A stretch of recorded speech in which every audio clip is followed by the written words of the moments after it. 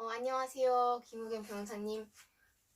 제가 김우겸 변호사님이 꽤 바쁘신 것 같아서 이제 혹시 이게 도움이 될 것 같아서 이렇게 영상을 찍어서 또는 이렇게 그 오디오로 들을 수 있도록 하려고 지금 이렇게 하고 있어요.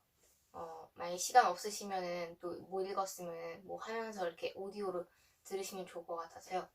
네, 그러면 제가 그 고소장 내용을 지금 읽을게요. 김우겸 변호사님께만 이 내용이 고소장으로 보내고 싶은 내용입니다. 제가 법을 몰라서 법에 대한 조언을 주셨으면 좋겠습니다. 아래 제가 시스템을 만들었습니다. 그리고 각 부분마다 질문도 적었습니다. 읽어보시면 이해하실 겁니다. 이 질문을 인터넷에서 물어보고 찾아봤는데 여러 가지 의견이 있어서 무엇이 옳고 틀린지 혼란스러웠습니다. 그래서 변호사님이 그 질문에 답을 주시면 정말 감사할 것 같습니다. 다른 중요한 질문은 누구에게 어디로 어떤 양식으로 보내야 하나요? 한 변호사는 전남경찰청 민원으로 접수하고 재판 판사에게도 보내라고 했는데 변호사님은 어떻게 생각하세요? 어떤 시스템을 만들어 봤는데 변호사님이 잘 이해하실 수 있을지 모르겠네요. 세 가지 부분을 5가지로 나누었어요. 첫 번째는 제가 학대를 당했다는 부분이고 두 번째는 제가 학대를 당한 부분이 법에 의해 뒷받침될 수 있는지 변호사님께 물어보는 겁니다. 그리고 세 번째는 경찰관이 수사 중에 어떤 실수를 해서 처벌받을 수 있는지 물어보는 질문입니다. 실수가 제가 학대받은 것과 연결될 수도 있고 그냥 실수일 수도 있습니다. 예를 들어서 경찰관이 처음에 갑자기 어떤 서류 없이 우리 집에 와서 제 아버지가 저를 학대했다고 말했습니다. 저는 이 말로 학대받았진 않았지만 좀 놀랐어요. 근데 이게 경찰관의 실수가 될 수 있나요? 다른 예는 조사 중에 경찰관이 제 오빠에게 오빠 노트북을 써도 되냐고 물어봤어요. 노트북을 안 빌려주면 조사가 2시간 말고 4시간이 될 거라고 해서 제 오빠는 협박을 받은 기분이었지만 빌려줬어요. 그래서 오빠가 학대받은 기분이래요. 그래서 이게 오빠가 당한 학대지만 추가로 경찰관이 이것으로 처벌도 받을 수 있나요?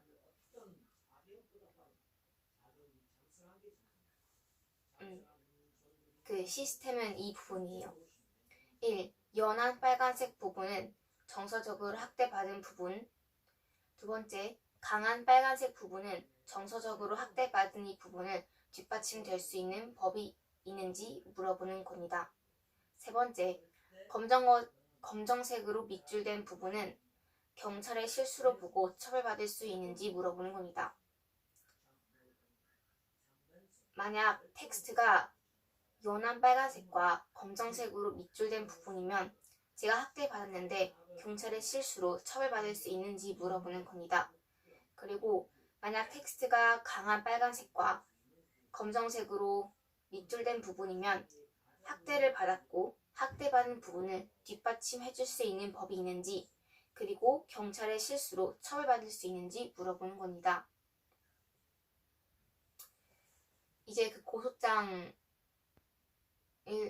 여기서부터 본격적인 로 읽을게요. 안녕하세요. 제 이름은 문경진입니다. 저는 아동복지법 위반 피의 사건을 수사한 여수 경찰서의 잘못된 수사와 잘못된 검사의 기소로 정서적으로 심각한 학대를 받았습니다. 그래서 아동복지법 제17조 제5호에 따라서 잘못된 수사와 잘못된 검사의 기소로 저와 제 오빠를 정서적으로 학대한 사람들을 고소하고 싶습니다.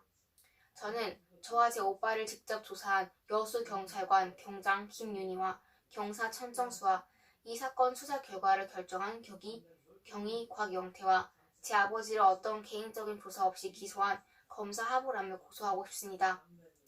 이 정서적 학대는 한 번이 아니고 수사 처음부터 지금까지 여러 번 있었고 갈수록 점점 더 저와 제 오빠에게 정서적 피해를 주었습니다. 그 부분을 나눠서 설명하자면 7단계가 있습니다. 1. 조사 받기 전 기간 2020년 12월 24일부터 2021년 1월 26일까지 34일간 2. 조사를 받은 기간 2021년 1월 26일 2시간 3. 신고서를 준비하던 기간 2021년 1월 26일부터 2월 16일까지 22일간 4. 신고서 답변을 기다리던 기간 2021년 2월 16일부터 3월 10일까지 23일간. 5. 내 신고를 거절하는 내용의 답변이 왔지만 용서하고 경찰 수사 결과를 기다렸던 기간 2021년 3월 10일부터 3월 19일까지 10일간. 6. 경찰서에서 온 수사 결과 통지서를 받고 검찰 결과를 기다렸던 기간 2021년 3월 19일부터 9월 13일까지 179일간. 7. 검찰청에서 보낸 피의사건 결정 결과 통지서를 받고 현재 재판을 기다리는 기간 2021년 9월 13일부터 11월 12일까지 61일간. 무슨 일이 있었고 어떻게 느꼈고 어떻게 학대받았는지 다 설명하겠습니다. 1. 조사받기 전 기간 2020년 12월 24일부터 2021년 1월 26일까지 34일간. 가. 2020년 12월 24일 날에 여수 경찰관은 저희 집에 처음 왔습니다. 누군가가 제 아버지가 저랑 오빠를 학대했다고 신고해서 저랑 오빠가 피해자로서 아동보호 전문기관인 순천 해바라기 센터에서 조사를 받아야 한다고 말했습니다. 미리 어떤 연락도 우편으로 어떤 서류도 오지 않았고 갑자기 마스크를 쓴 두 경찰관이 집에 찾아와서 놀랐습니다.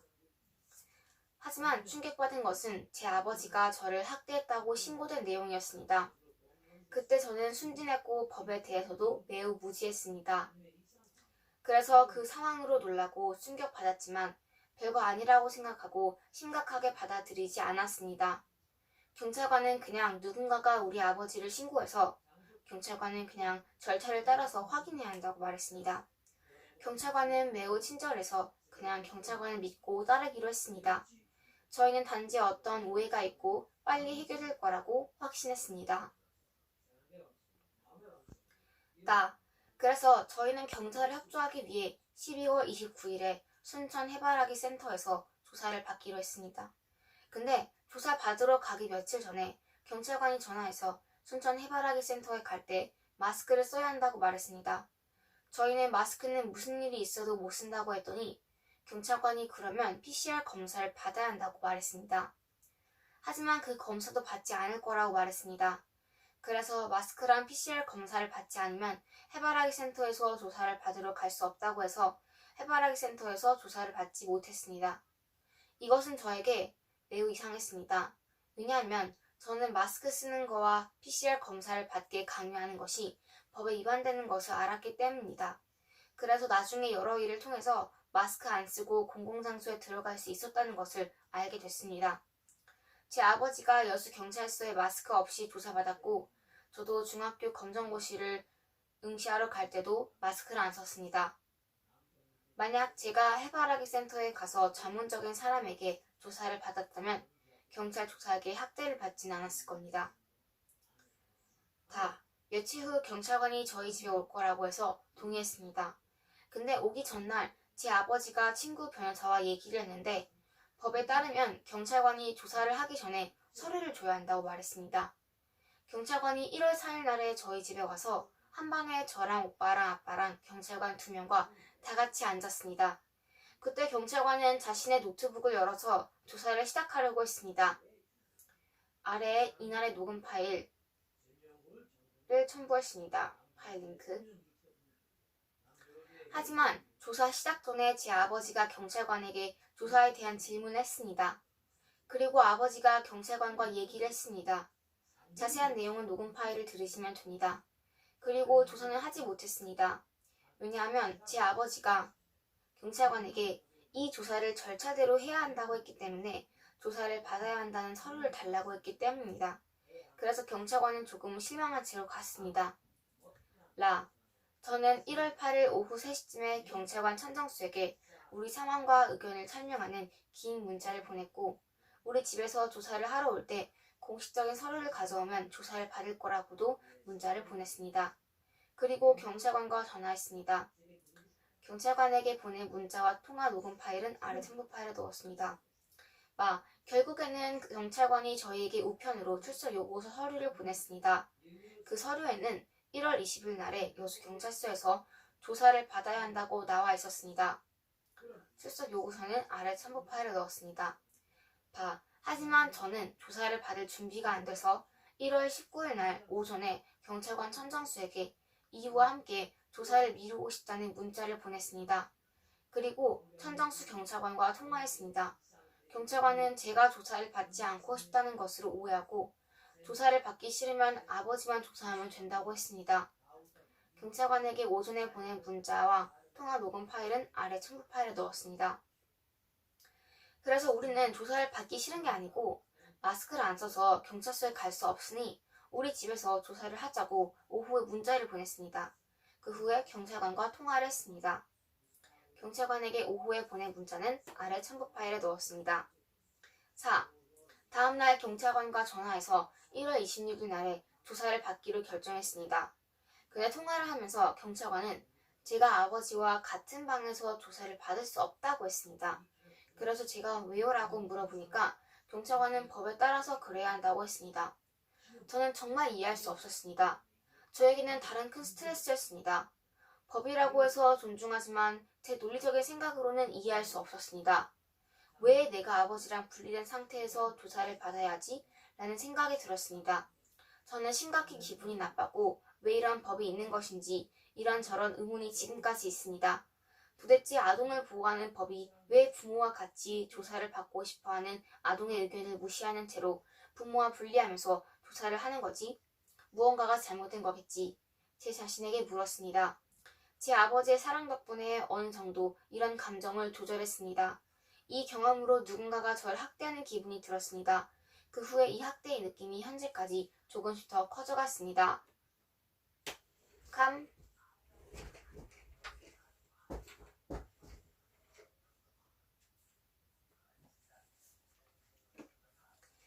김우경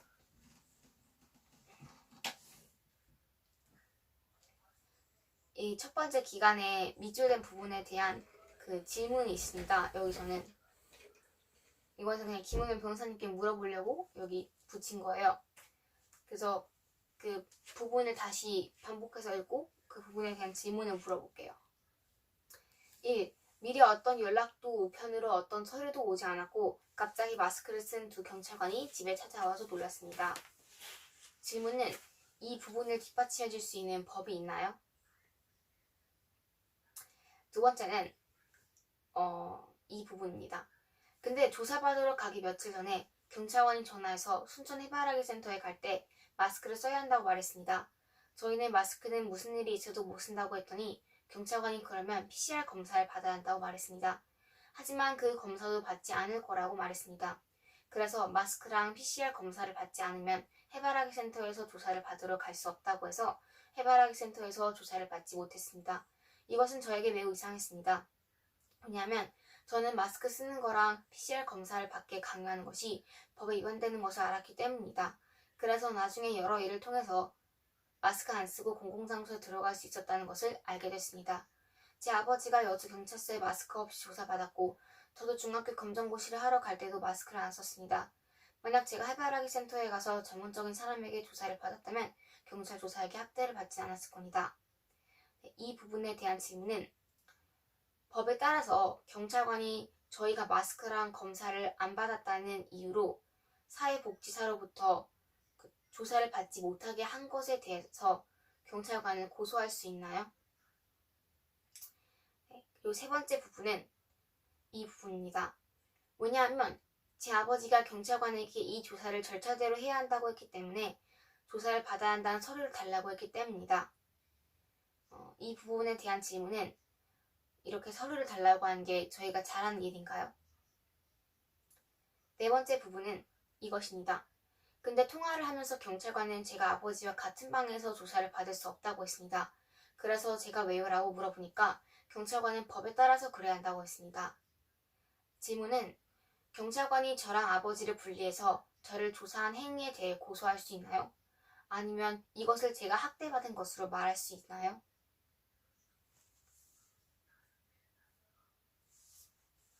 네. 이젠 두 번째 기간, 조사를 받은 기간 2021년 1월 26일 2시간 2021년 1월 26일 날에 경찰관 2명이 조사를 하러 저희 집에 왔습니다. 오기 전부터 저는 매우 긴장되고 스트레스를 받았습니다. 제가 사람을 무서워해서가 아닙니다. 저는 사람을 사랑하고 사람을 사랑하도록 교육받았습니다. 제 아버지는 모든 사람은 소중하니 모든 사람을 사랑해야 한다고 가르칩니다. 사랑이 있는 곳에서는 두려움이 없다고 가르칩니다. 제가 긴장됐던 이유는 작년 7월 달에 아동보호 전문기관에서 아버지가 저를 제대로 교육하지 않는 이유로 저를 상담했습니다. 근데 그때 새 여성분이 저에게 질문을 했는데 너무 기분이 나빴습니다. 그래서 그 경험 때문에 조사도 같은 상황이 될까봐 두려웠습니다. 그리고 제가 긴장된 두 번째 이유는 조사를 받으면서 아버지와 함께 있을 수 없다는 것을 알았기 때문입니다.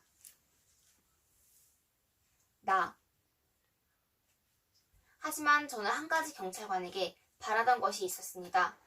1월 19일 날에 경찰관에게 조사를 미루고 싶다는 문자와 추가로 출석 요구서에 대해서 제 속마음도 전했습니다. 이 문자는 아래 첨부 파일에 넣을 거지만 주요 문자는 이 부분이었습니다. 이 서류에 적힌 내용 때문에 제가 학대를 받은 기분이고 상처를 받았습니다. 왜냐하면 서류에 적힌 내용은 사실이 아니기 때문입니다. 저는 제 아버지를 사랑하고 제 아버지도 저를 사랑합니다. 그래서 저는 신고를 한 사람을 고발할 생각입니다. 1월 19일 경찰관에게 보낸 조사를 미루고 싶은 문자는 아래 첨부 파일에 넣었습니다. 저는 경찰관이 제 솔직한 마음을 적은 이 문자 부분을 읽고 이것에 대해 얘기하고 물어볼 거라고 희망하고 있었습니다. 하지만 제가 틀렸습니다. 경찰관은 이것에 대해 아무 질문도 하지 않았습니다. 이것으로 경찰관이 저에게 정말 관심이 없었다는 것도 볼 수 있었습니다. 조사는 조사 받기 전 기간보다 더 충격적인 시간이었습니다. 간단히 말하면 조사 중에 심각하게 학대를 받았습니다. 왜 그리고 어떻게 학대를 받았는지는 2021년 2월 16일 날에 제가 여수 경찰서에 민원 접수를 보낸 신고서 글을 읽으시면 알 수 있습니다.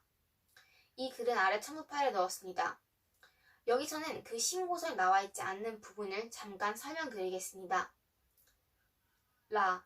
경찰관에게 보낸 문자로 표현한 제 의견과 제 느낌에 대해서 의논하는 대신 끔찍한 일이 생겼습니다.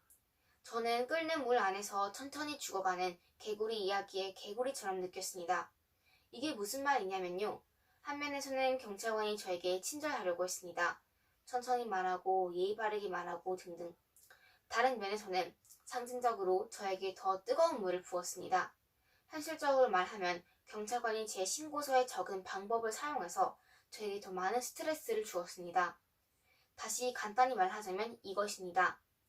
제 오빠 노트북을 사용한 것과 경찰관의 비윤리 행위인 제 눈을 쳐다보지 않고 질문을 한 것, 경찰관이 마스크를 쓴 것, 이상한 질문과 너무 많은 질문으로 2시간이나 긴 조사 등등이었습니다. 어른이어서도 그 조사를 받는 게 어려웠을 겁니다. 제 신고서에 쓰지 않았고 나중에 몇 개월 후 법을 공부하고 나서 알게 된 사실은 경찰관은 저에게 사용해서는 안 되고 저에게 심각한 피해를 준 방법을 사용했습니다. 그것은 저를 특정 의견인 아버지가 저를 학대했다는 의견으로 유도했습니다. 그리고 저를 아버지에 대한 의심으로 이끌었습니다. 그리고 저에게 굴욕감을 줬습니다. 제가 범죄자인 느낌이 들게 했습니다. 제가 무언가 잘못을 한 느낌이 들었습니다. 그래서 결론은 조사 중에 심각하게 학대를 받았습니다. 이 부분은 김우경 변호사님께만 말하고 싶은 내용입니다. 두 번째 기간에 밑줄된 부분에 대한 질문입니다. 첫 번째 부분은 이것입니다. 제 오빠 노트북을 사용한 것과 경찰관의 비윤리 행위인 제 눈을 쳐다보지 않고 질문한 것, 경찰관이 마스크를 쓴 것과 이상한 질문과 너무 많은 질문은 2시간이나 긴 조사 등등이었습니다. 이 부분에 대한 질문은 이 부분을 뒷받침해 줄 수 있는 법이 있나요? 두 번째 부분은 이것입니다. 그것은 저를 특정 의견인 아버지가 저를 학대했다는 의견으로 유도했습니다. 그리고 저를 아버지에 대한 의심으로 이끌었습니다.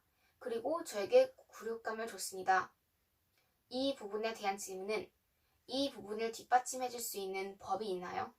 마찬가지입니다. 세 번째, 신고서를 준비하던 기간 2021년 1월 26일부터 2월 16일까지 22일간. 조사를 받고 무슨 일이 생겼고 왜 생겼는지 이해하기 위해서 며칠이 걸렸습니다. 아버지랑 많은 얘기를 했고 아버지 덕분에 제 자신 안에 어떤 평화를 찾을 수 있었습니다. 제 마음속에는 꼭 대답을 찾고 싶었던 질문들이 많았습니다.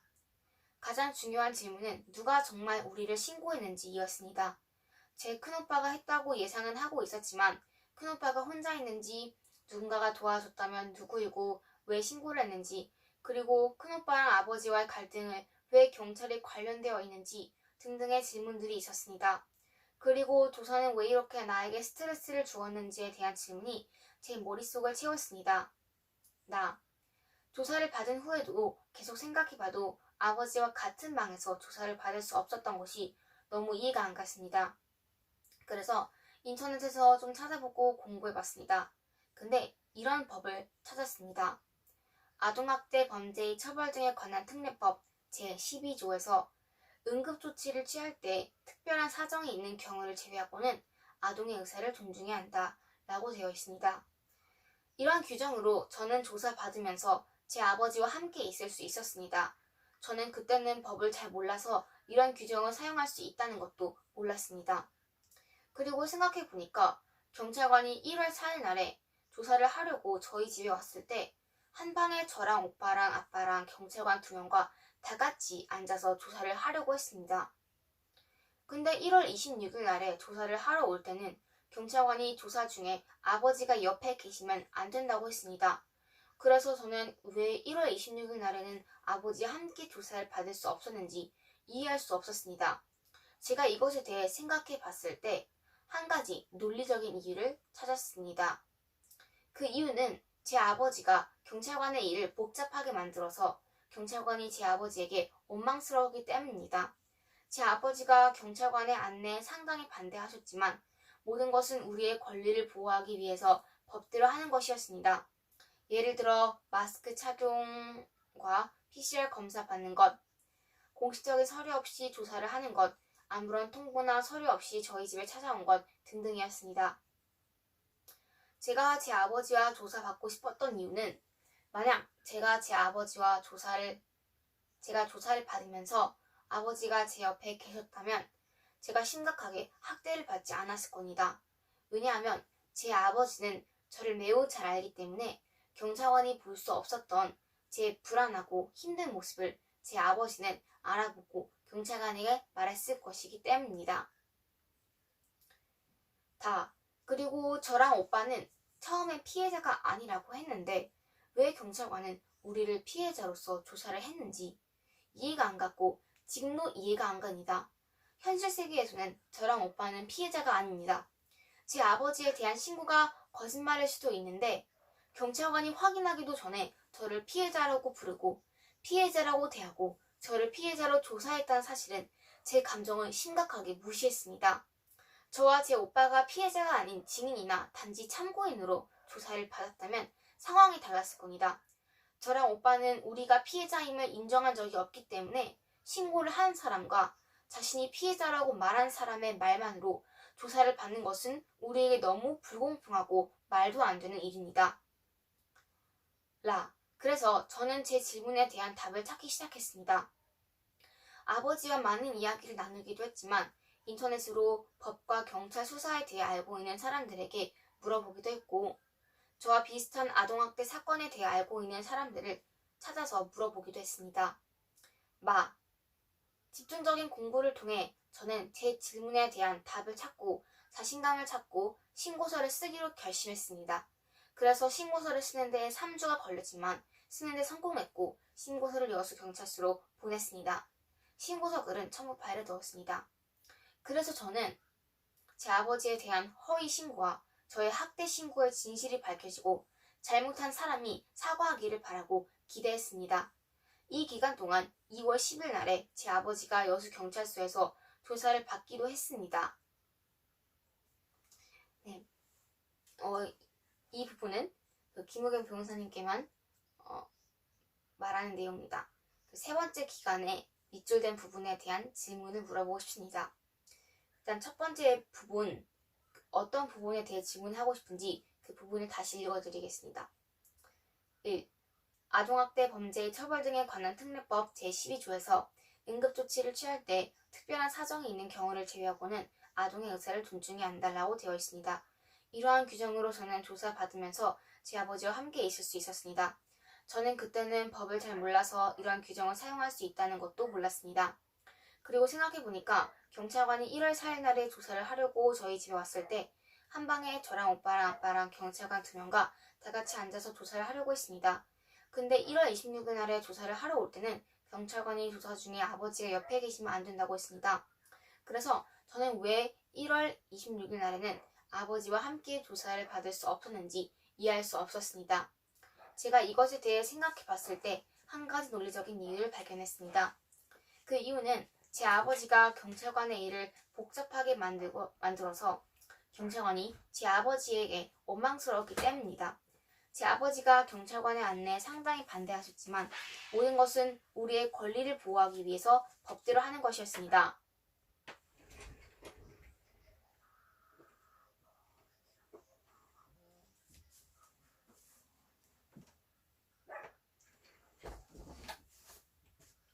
예를 들어 마스크 착용과 PCR 검사 받는 것, 공식적인 서류 없이 조사를 하는 것, 아무런 통보나 서류 없이 저희 집에 찾아오는 것 등등입니다. 제가 아버지와 조사받고 싶었던 이유는 만약 제가 조사를 받으면서 아버지가 제 옆에 계셨다면 제가 심각하게 학대를 받지 않았을 것입니다.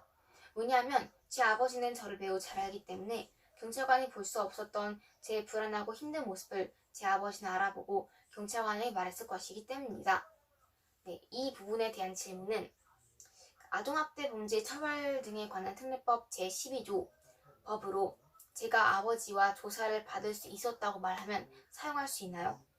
이게 논리적인가요? 네, 두 번째 부분에 대한 질문은 이 부분입니다.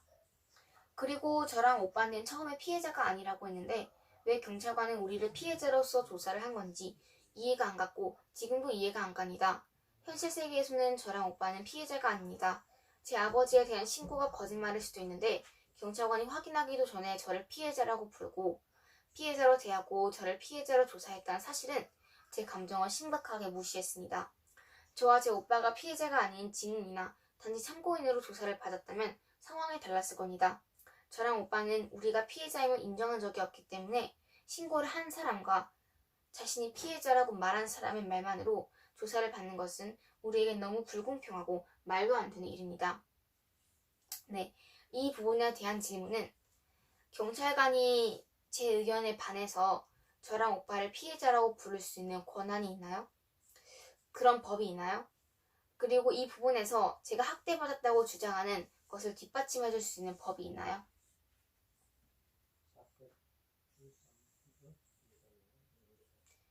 네 번째, 신고하고 답변을 기다리던 기간 2021년 2월 16일부터 3월 10일까지 23일간 제가 경찰서로 보낸 신고서 답변을 기다린 시간이 23일이었습니다.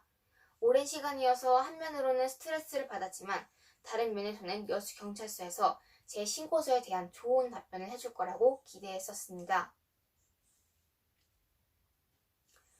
다섯 번째, 내 신고를 거절하는 내용의 답변이 왔지만 용서하고 경찰 수사 결과를 기다렸던 기간 2021년 3월 10일부터 3월 19일까지 10일간 이미 말씀드렸듯이 저는 23일 동안 모든 오해와 잘못된 조사의 진실이 밝혀질 것으로 기대했는데 이번에도 제가 틀렸습니다. 진실이 밝히고 사과를 받는 대신 또 다른 주목이 저에게 날아왔습니다. 저는 여수 경찰서에서 준 답변의 설명으로 매우 큰 충격과 상처를 받았습니다. 제가 보낸 신고서에 대한 여수 경찰서의 답변은 아래 첨부 파일에 넣었습니다. 한면으로는 매우 억울하고 화가 나고 상처를 받았지만 저를 위로해 주신 제 아버지 덕분에 감정적으로 차분해질 수 있었습니다. 하지만 억울하고 상처받은 제 마음을 다루는데 며칠이 걸렸습니다. 저는 심각해졌고 복수하고 싶은 욕망도 생겼습니다. 하지만 아버지는 저를 위로하시고 복수는 진정한 해결책이 아니고 용서만이 진정한 해결책을 열어줄 수 있다고 설명해 주셨습니다. 그래서 경찰서에 보낸 신고서에 받은 답변의 답장은 하지 않기로 했습니다. 왜냐하면 제 아버지를 신고한 게 거짓이었기 때문에 저는 여수 경찰서가 진실을 밝혀줄 것으로 기대했기 때문에 더 이상 문제를 일으키고 싶지 않았기 때문입니다. 그 후 경찰 수사 결과를 기다렸습니다. 6번째, 경찰서에서 온 수사 결과 통지서를 받고 검찰 결과를 기다렸던 기간 2021년 3월 19일부터 9월 13일까지 179일간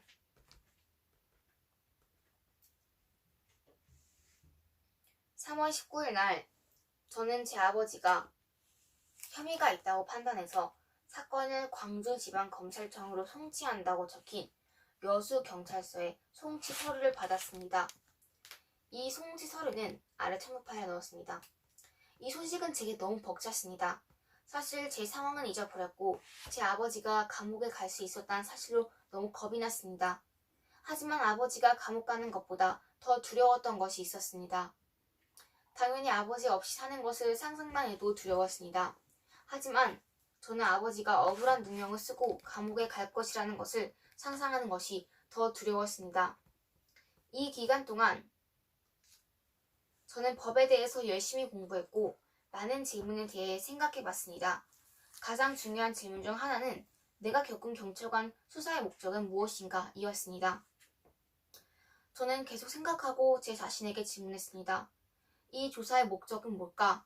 우리 가족을 하나로 만들고 도와주는 건가? 아니면 우리 가족을 분리해서 파멸시키기 위해서인가? 조사가 끝날 때부터 지금까지 제 진실한 마음은 누군가가 제 가족을 파괴하려 하는 것 같았습니다. 객관적으로 저는 경찰관이 일부러 저를 해치고 싶어하는 나쁜 사람이라고 생각하지 않습니다.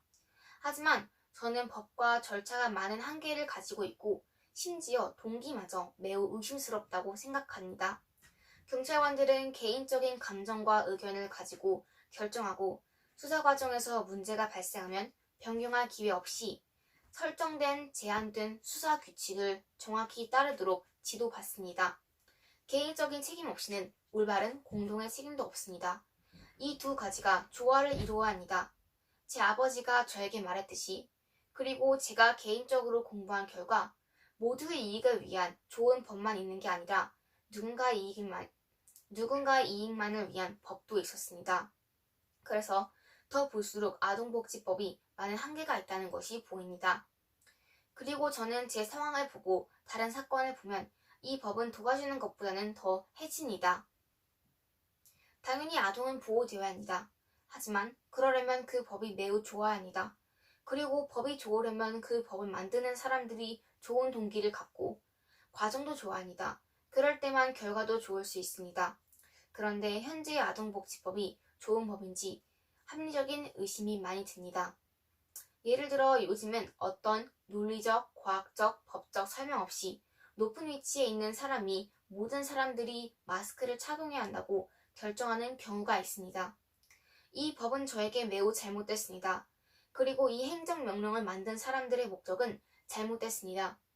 근데 시민들은 질문하지 않고 확인하지 않으니까 이 나쁜 행정명령이 시민들의 기준이 됐습니다. 다른 중요한 질문은 누가 정말 우리 아버지를 신고했느냐는 것이었습니다. 저는 제 큰오빠가 직접적으로 또는 간접적으로 했듯 큰오빠의 옳지 않은 원한이 이 신고의 시작이라는 것은 확실합니다. 하지만 큰오빠가 혼자 한 건 아닐 겁니다. 큰오빠의 한을 더 크게 만들게 도와준 사람이 있었을 겁니다. 저는 제 큰오빠를 정말 잘 압니다. 제 큰오빠는 엄청 좋은 사람이지만 매우 약한 사람입니다. 쉽게 남에게 영향을 받습니다. 비록 큰오빠가 컴퓨터 게임을 허락하지 않은 아버지에게 원한이 있다 하더라도 큰오빠는 제 아버지를 사랑하는 것이 확실합니다. 그래서 큰오빠 뒤에 큰오빠의 원한을 더 크게 만드는 누군가가 있을 겁니다. 그리고 그것은 좋지 않고 악합니다. 그 사람은 대가를 치를 겁니다. 제 아버지의 범죄에 대한 제 결론은 간단합니다. 저는 제 아버지를 사랑하고 큰오빠도 사랑합니다. 하지만 범죄를 저지른 사람은 제 아버지가 아니라 제 큰오빠입니다. 큰오빠가 한 범죄는 매우 심각합니다. 큰오빠는 이기적인 동기로 복수하려고 할 뿐만 아니라 일어난 일에 대해서도 거짓말을 합니다. 저는 이것에 대해서 완전 확신합니다. 이 사실을 이해하기 위해서는 재판은 필요하지 않습니다. 또 다른 문제는 큰오빠 신고를 도운 사람과 잘못된 수사를 한 경찰입니다. 진실은 저에게 매우 간단합니다. 하지만 많은 혼란이 있습니다. 왜냐하면 모든 진실을 알지 못하는 사람들이 이 상황에 개입하고 있기 때문입니다. 7번째, 검찰청에서 온 피의사건 결정 결과 통지서를 받고 현재 재판을 기다리는 기간 2021년 9월 13일부터 11월 12일까지 61일간 가. 경찰 수사 결과 통지서를 받고 5개월 26일이 지난 후 9월 13일 날에 광주지방검찰청에서 온 피의사건 결정 결과 통지서를 받았습니다. 피의사건 결정 결과 통지서는 아래 첨부 파일에 넣었습니다. 저랑 제 작은 오빠는 증거 불충분으로 결정이 났지만 제 큰오빠 일은 불구속 구공판으로 결정났습니다. 저는 검사가 제 아버지를 직접 조사해서 제 아버지가 당한 신고가 사실인지 아닌지 확인해 주길 바랬습니다. 그래서 저는 검사 결과를 기다리면서 검사가 우리에게 전화하기를 기다렸습니다. 하지만 하보람 검사는 제 아버지를 조사하지 않고 제 아버지를 기소했습니다. 저는 책임감 높은 검사가 제 아버지를 직접 조사하지 않고 기소했다는 사실을 이해할 수 없었고 결코 받아들일 수 없었습니다. 간단히 말해서 이 모든 경찰과 검찰의 수사 과정이 시작된 지 9개월이 지났습니다. 한편으로는 생지옥이었습니다. 조금씩 저는 심각하게 정서적으로 학대를 당했습니다. 그리고 이 스트레스는 제 신체 건강에도 영향을 주었습니다. 반면에 그것은 천국과 같았습니다. 왜냐하면 제 아버지께서 저와 제 오빠에게 다양한 방법으로 사랑을 표현하셨기 때문입니다. 우리는 많은 활동을 함께 했습니다. 그런 활동들을 통해 제 스트레스를 줄이고 제 상처를 조금씩 치유해 나갔습니다. 이 정서적 학대로부터 제 자신을 치료한 가장 중요한 방법은 제 아버지와 함께 법, 심리학 및 기타 많은 중요한 것들을 공부하는 것이었습니다. 제가 공부한 이유는 내가 왜 학대를 당했는지, 왜 아버지가 부당하게 고소를 당했는지, 그리고 왜 이 사회에 악이 그토록 많은지 알아보기 위해서였습니다. 천국과 지옥의 경험을 통해 저는 책임을 지고 이 부당함을 해결하기로 결심했습니다. 제 아버지께서는 제가 책임을 지는 것이 매우 어려울 것이기 때문에 하지 말라고 조언하셨지만 저는 아버지를 설득했고 결국 아버지로부터 허락을 받았습니다. 중요한 것은 제 신고서가 제 큰오빠가 했던 것처럼 복수가 아니라는 것입니다. 저는 저를 학대했던 모든 사람들을 이미 용서했습니다. 저는 제가 받은 학대가 개인적인 사랑과 능력이 부족한 경찰관 때문이라고 생각하지만 넓은 의미에서는 경찰관이 제한된 아동복지법과 수사의 영향을 받았습니다. 그래서 저는 이 법과 이러한 문제들을 해결할 자격이 없는 사람들에게 나쁜 대우를 받았고 받을 사람들을 생각할 때 침묵할 수 없습니다.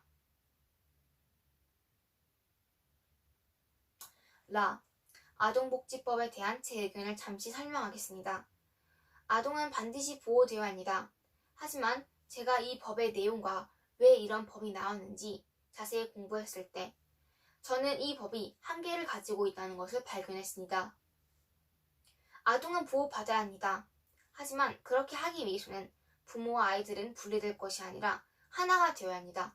하지만 여러분이 이 법을 공부한다면 이 법의 동기는 정말로 아동을 보호하기 위해서가 아니라 부모로부터 아이들을 분리하기 위해서라는 것을 발견할 수 있습니다. 그래서 이 고소장을 잘 읽어보시고 제 고소에 대해 긍정적인 답변을 해주길 바랍니다. 감사합니다. 그리고 저는 이것을 저를 정서적으로 학대했던 경찰관과 검사의 처벌로 제안합니다. 1. 경찰관의 잘못된 행동에 대한 개인적이고 공개적인 사과입니다. 2. 그리고 저는 경찰관과 검사의 처벌로 경찰관과 검사가 교육을 받기를 원합니다. 교육을 받고 자신의 실수를 이해하고 그것을 해결하는 방법을 알고 있을 때에만 같은 실수를 하지 않을 것입니다. 그래서 대한민국은 종교가, 특히 기독교가 사람들의 인생에 매우 중요한 위치를 차지하고 있는 민주주의 나라이기 때문에 성경의 기준인 도덕과 윤리의 교육을 요청합니다. 그리고 경찰관이 아동을 대하기 때문에 경찰관이 아동에 대한 심리 교육도 받길 바랍니다. 이 두 가지의 교육을 거부하면 경찰은 업무를 계속할 수 없습니다. 네, 이제 김웅현 변호사님께만 말하고 싶은 건요. 방금 읽은 일곱 번째 기간의 밑줄된 부분에 대해서 질문하고 싶습니다. 첫 번째 부분은 이것입니다. 하지만 하보람 검사는 제 아버지를 조사하지 않고 제 아버지를 기소했습니다. 저는 책임감 높은 검사가 제 아버지를 직접 조사하지 않고 기소했다는 사실을 이해할 수 없었고 결코 받아들일 수 없었습니다. 이 부분에 대한 질문은 검사가 개인적인 조사 없이 제 아버지를 기소한 것을 검사의 잘못으로 보고 법으로 뒷받침해 줄 수 있나요? 그리고 하보람 검사의 무책임한 행동이 법으로 제가 학대받은 것으로 사용될 수 있나요? 그리고 또 이제 아래 이 부분을 고소장에 넣어야 할지 말아야 할지 잘 모르겠어요. 그래서 변호사님께 물어보고 싶은 것은 이 아래 부분을 뒷받침해 줄 수 있는 법이 있는지, 그리고 이 부분을 고소장에 넣는 게 좋을지 의견을 알려주시면 좋을 것 같아요. 이 부분이에요. 저의 감정과 논리 그리고 자연스러운 생각에 따르면 경찰관들이 수사 중에 이런 심각한 실수를 했고 저를 학대했다고 생각합니다. 1. 공문서, 공식적인 문서 없이 우리 집에 온 것. 2. 예고 없이 우리 집에 갑자기 찾아온 것. 3.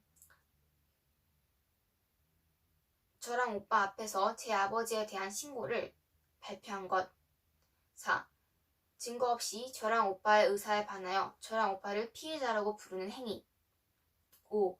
마스크 및 PCR 테스트를 거부한다는 이유로 순천의 아동보호 전문기관 사회복지사로부터 저랑 오빠의 조사를 하지 못하게 한 것. 6. 아버지와 함께 조사받고 싶다는 저랑 오빠의 요청을 무시한 것. 7. 조사 중에 여러 가지 잘못된 방법을 통해 저랑 오빠를 정서적으로 학대한 행위. 거기서 가. 유도 질문, 나, 오랜 조사, 다, 협박을 통해 저랑 오빠의 소유물을 사용한 것, 라, 비윤리 조사, 마스크 착용, 저랑 오빠의 눈을 바라보지 않음. 이러한 이유들이 법으로 뒷받침될 수 있을까요? 네, 끝입니다.